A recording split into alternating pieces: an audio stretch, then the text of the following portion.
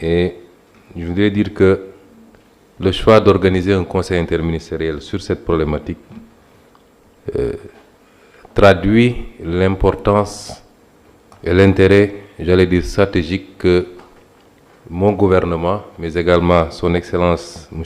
Bassirou Diomaye Faye, président de la République, porte au secteur de l'éducation.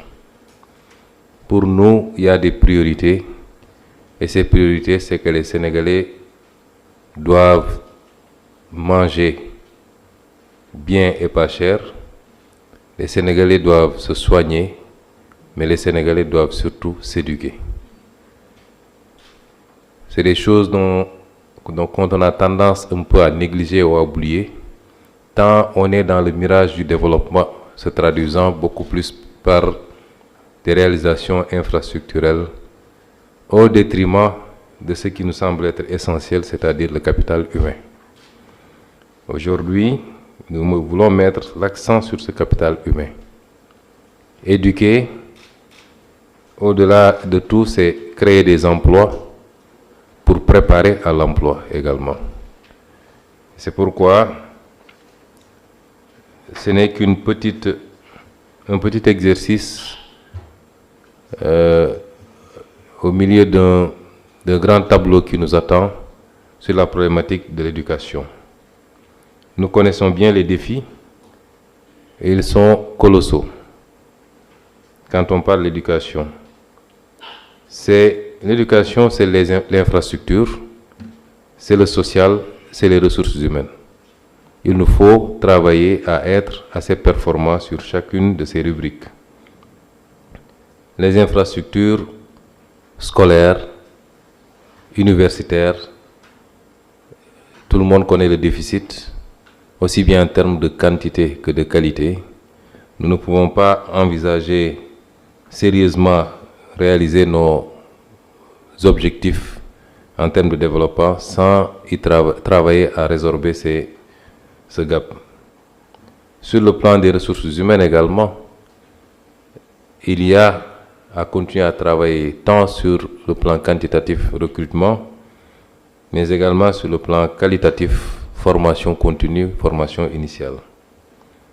Le social, c'est tout ce qui doit accompagner, du préscolaire à l'université, tout ce qui doit accompagner l'étudiant ou l'élève, particulièrement ceux qui sont issus de familles assez défavorisées et pourtant qui peuvent être dotés d'un potentiel quelquefois au-dessus de la norme.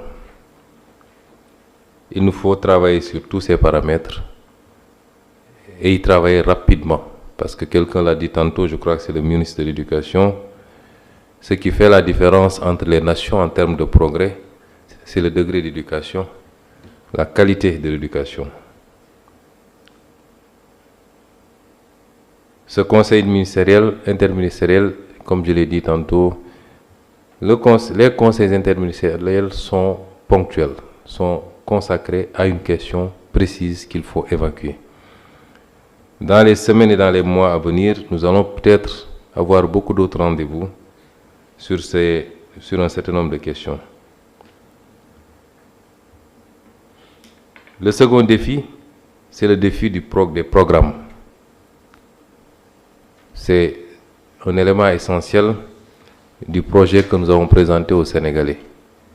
Tout le monde convient que les programmes tels que nous les avons vécus, nous tous, ça veut dire depuis des décennies, posent problème. Nous avons des programmes, comme disait Feu Amadou Alidien, baobabik, on met tout et rien finalement. Quelquefois, je me demande à quoi aura servi tout ce que j'ai pu apprendre du primaire à l'université, toutes sortes de matières, toutes sortes de disciplines et de sciences. Il faut aller vers le pragmatisme au sein de l'éducation. Mais je vais mettre en exergue 2 ou 3 éléments. C'est l'introduction de nos langues nationales. C'est une préoccupation très chère à son Excellence, Monsieur le Président de la République, et qui se trouve dans notre programme depuis le début de notre action politique. Nous considérons qu'une partie de notre retard s'explique par le fait que nous voulons, à bas âge, imposer à nos enfants de s'alphabétiser dans des langues qu'ils ne possèdent pas, que même leur papa et leur maman souvent ne possèdent pas ou ne possèdent qu'imparfaitement. Et ça n'existe qu'en Afrique. Les Coréens sont alphabétisés en coréen, les Turcs en turc, les Chinois en chinois, les Allemands en allemand. Il n'y a que l'Afrique qui emprunte des langues à bas âge pour essayer de l'imposer. Et on perd énormément de temps. Des études ont démontré qu'on perd entre 8 et 13 ans pour que l'enfant essaie de posséder une autre langue, alors qu'au moment où il va à la maternelle, il parlait déjà sa langue maternelle. Il est plus facile de lui afficher un cheval au tableau, il va vous dire li face là, ou je ne sais pas comment on le dit en sérère, mais il est plus facile que de vouloir d'abord lui imposer de s'alphabétiser en français et 5 ans, 7 ans, 10 ans plus tard pouvoir dire ça c'est un cheval. C'est un élément important. L'autre élément important, évidemment, c'est je ne dirais pas la généralisation, mais éventuellement l'amélioration de l'apprentissage de l'anglais, qui est par la force des choses devenue la langue de communication internationale. Il nous faut aller vers une revisitation de notre système éducatif. Évidemment, tout ça en capitalisant sur ce qui existe. La semaine dernière, je posais la question au président Kagame sur le modèle rwandais qui, aujourd'hui, alphabétise en Kinyarwanda, en français et en anglais, sans pour autant que cela pose problème. Et dans beaucoup de zones du monde, évidemment, différentes langues cohabitent et l'expérience du Swahili en Afrique de l'Est doit aussi nous inspirer. Et posséder plusieurs langues est une richesse et non pas un appauvrissement. Je donne quelques orientations sur les réformes ou la direction que nous voudrions donner au système éducatif sénégalais de manière générale. Sans compter maintenant l'obligation que nous avons de faire monter en puissance l'éducation scientifique. Nous sommes dans un monde de sciences. Et sans pour autant stigmatiser les élèves ou les étudiants qui font d'autres branches.